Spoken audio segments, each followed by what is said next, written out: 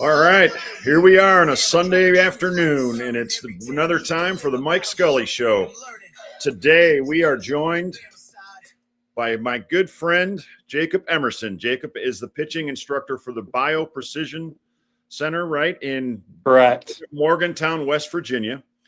Also, self-disclosure, the son of one of my best friends in the world. And he's joining us today.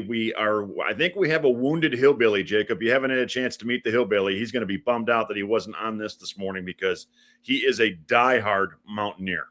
I mean, lives and breathes. His Twitter handle is Bets Virginia. So we'll see if he pops in. But he was having a rough evening last night in the world of Fort Myers, Florida. We refer to it as being hauded. One of our good friends, James Haud, if he gets him drinking the vodka, it's a long night. So we'll see if he pops in. So tell me what you're up to. Yeah, so we are a startup that started in January. And so what we do is we offer the technology inside West Virginia Baseball's Biomechanics and Performance Center. And so we've had everywhere from professionals, other college guys, high schoolers coming in to use the lab and get access to the best technology in all of baseball. So, well, I know for proprietary, you can't give out certain knowledge of, but would there be some Major League Baseball players that we would know that have come and gone through there? Yeah. So Paul Skenes has been in the lab. Okay. That's the big one, obviously. But Right. JJ Weatherholt is a WVU alum, and so he comes in here in the off season, and he's about to win Rookie of the Year. And then you got James Wood, who was an All-Star this year, came and hit in the lab. And then, yeah, I mean, you name it. A bunch of other big leaguers, minor leaguers have come to Morgantown. All right. So the technology on both sides then, because you referred to, obviously, you're running the pitching side. Correct. And then obviously you have the hitting side as well. So what's some of the technology that you have in the building? So we have three types of technology on both sides. We have markless motion capture, and those are 8 high-speed cameras that film 600 frames per second. And then they pick up the center of the joints and are able to recreate the skeleton so they can tell you exactly what your joint angles are in certain positions, how fast you're rotating each body part, and then also how much torque are you putting on the arm, shoulder, all that for health reasons. We have that on the motion capture side. On both sides, we have force plates. So we're able to read how you interact with the ground, how you generate energy from the ground, and then ball flight technology, TrackMan. So you can see exit velocity, launch angle, where you make contact, and then pitch velocity, how the ball's breaking, how the ball's spinning. Now, I think I'm going to try to tap this old brain of mine, but your uncle, Scott, referred to effective velocity, I think was the word he used. Yes. What does that mean? I mean, obviously kids get all gung-ho. You got this Striker Pence kid freaking throwing 103 miles an hour at 17 years old, not even out of high school yet. But what does effective velocity mean in relation to the pitcher? So effective velocity is a term to define that a ball to a hitter that's up and in is going to seem faster than a pitch that is down and away. So the thought is if I throw a ball 97, but it's up and in, that's probably going to look more like 99. And so if I throw an off speed down and away after that, it's going to look even slower because of that depth perception. Depth perception. Okay. That's incredible. Jesus. What do you think? I mean, Paul's in a little bit of a rut right now. Haven't had his best performances. I mean, it's baseball. You go through streaks, but he's filthy. I mean, just filthy. How was that to have him in the center? I mean, it was pretty special. You had the whole West Virginia team came in to watch him, and did they? Just how he goes about his business, right? I mean, the attention to detail that he puts into his pre-throw routine, and then you can also see the care level and execution, which, you get a lot of pitchers nowadays that get up there and just try to chuck it, but you see him miss his spot by 6 inches and you can see it on his face. He's pissed.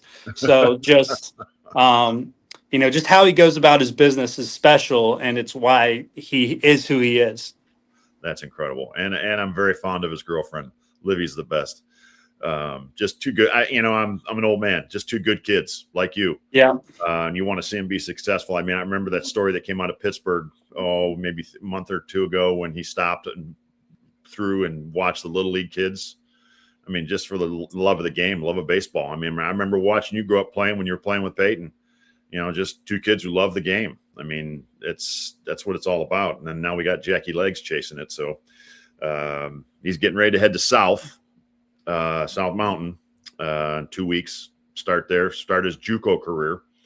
So we're excited for him. But I'll tell you, one of the neat things, and you've seen these kids, with my youngest son going off to college now, he had 3, Jacob, of his former teammates that were drafted in the first 12 picks that all came off of Team Elite. Jared Grinlinger, the kid who was picked up by the Angels, I think he signed for $6.2 million.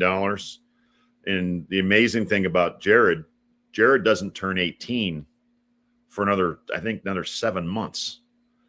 I mean, and he's 90. I think he's a 95-mile-an-hour left-hander, great hitter, center fielder, but comes from a great family too. So we're super excited about him. But that was from that Team Elite experience on that national team. Some Grady Emerson, Eric Booth, those kids. So you'll probably be seeing them come through there and working. So what is the long-term plan? Explain. We talked a little bit off air before we got on. How does the lab tie in with West Virginia? Is it a win-win for both locations? Is that the model? Because I believe, if I'm correct, your location is actually in right center of the baseball stadium. Yeah, no, I am within 10 feet of the locker room, and I'm right behind the right center wall. And so we are a separate entity, but we have a partnership with Golden Blue Enterprises, which is the NIL collective for WVU. And so a small portion of what we make as a business goes back to the NIL fund. So there's obviously a lot of support to see us succeed, and it's a benefit to have us in here, not so much hampering what they're doing. Okay, the key question for the alumni, has Pat McAfee been through the center? Yeah, he's been here. He came down to Morgantown for when we had the regional, and him and Rich Rod were getting rowdy back there. So, yeah. Hey, I saw you on TV. You flashed on television too. They even had your name scattered across the bottom of the screen. It was great.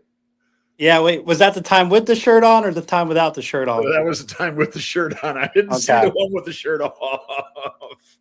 We'll keep it that way. Okay. But what a run they had. I mean, to get to Omaha was big. I think that was West Virginia's first trip, I believe. Yeah, we had been to 2 super regionals the previous 2 years and had fallen short, got tough draws at UNC and then LSU, the eventual national champions, the year before that. And so, we had a pretty wild regional, and so finally made it through. Yeah, the comeback against Kentucky was incredible. That was just kind of set the whole thing in motion, which is great. All right, so long-term plans. What's on your horizon? What's your next goals you got to get set for the fall, for the spring? What are we trying to capture there? I mean, for us, it's, get as many players in here as possible. I think that's the coolest part about what we're doing is this is the best lab in the entire country and all of college baseball. And then you talk about what kind of college teams have this, maybe 3 or 4. We've had an arm from Ole Miss fly this summer to come use the lab. And, you would think, SEC, they have something like this. They don't. And so, what we're doing is cool is anybody can come use this. And so, if you want to get ahead of the curve on everybody else, you can get in here and use this technology. Now, I think if I was also talking with Uncle Scott a couple months back, this also ties back into my old stomping grounds with golf, the mechanics as well. You guys, now I know you don't do that there, but I believe BioPrecision does that at other locations, correct? So, not yet. We haven't gotten into golf yet, but the goal of BioPrecision is eventually to expand and not just athletics, but human optimization. Right. So, how are we taking care of the body? Because I mean that's been all the rave now, right? And why these athletes are getting better, lasting longer. It's not only the what they're doing on the field, but it's how you take care of your body off the field. So the long-term vision for BioPrecision is to just get into health and Okay. optimizing human performance. All right. Well, before we let you go this morning, because you've been awesome, or this afternoon now, uh, if a parent's got a young, high school kid wants to come in for a workout, or other colleges out there that were looking to advance their careers and get better at what they're doing, how do they find you? Is there a website? Is there a phone number? What kind of rates? If you can say that, is there how do we get them to you? Let's just say that. Yeah, so you can visit our website at bioprecision.com. You can find us all over social media, Instagram, Twitter, BioPrecision. And then it's $400 for an individual assessment. And then when you bring a team in, it's $200 per player. So, Okay. as a parent that's been in the travel ball circuit, you're paying, four hundreds of dollars to go to a tournament that lasts a weekend. And I think it's a good investment to take one of those tournaments, just come to the lab and get something that's going to help your kid get better rather, than just playing another weekend. What you have access to in here, 1% of the world does. And so for $400, it's not a bad bang for your buck. Yeah, that's we can get off on a whole nother tangent is a good word I'm looking for on travel ball, because I think the whole thing was designed originally to try to keep developing kids, and it just became about winning games and watching kids. I mean, how many kids have I seen through the years that were freaking awesome at 13, 14, but never got any better and just kind of leveled out? That's awesome. That's great. Okay. Well, Jacob, it's great to see you, my friend. I hope you have a great rest of your Sunday afternoon. Go get them and stay out of your dad for me. Will do. Thank you, Mike. All right, Jacob. Take care. All right. Goodbye. That was Jacob Emerson from the BioPrecision Mechanics facility in West Virginia University. Joined us today. Was waiting on my hillbilly. He must be a little bit hungover today. So what we're going to do, I'm going to talk just a couple minutes on a couple things that are happening in the sports world. In sports become too political. This whole Sophie Cunningham thing, and she get whacked last night by DeJohna Carrington, and then Stephanie White had the freaking gall to go out and defend her. Not her player, but the player who whacked her player last night. The WNBA should fold. Caitlin Clark and Sophie should go play over in Europe, because it's just a political travesty. So that's my tangent on that. I'm a huge Sophie and Caitlin fan. But it's horrific what's happening there. And it's not even worth watching. And then Caitlin's going to get suspended because she got another technical foul. It's horseshit. It's bullshit. But the greatest thing is we had our first football game the other night, the Hall of Fame game. I thought that it went well. It's just good to see football back. The inductions happened over the weekend here. Some really good guys, Drew Brees, Adam Vinatieri. So just to name a few, great speeches. I love Drew's speech. I've known Sean Payton back to his Eastern Illinois days when he was a quarterback down there when I was at Illinois. So just the stories he told about him and the relationship those two had was absolutely incredible.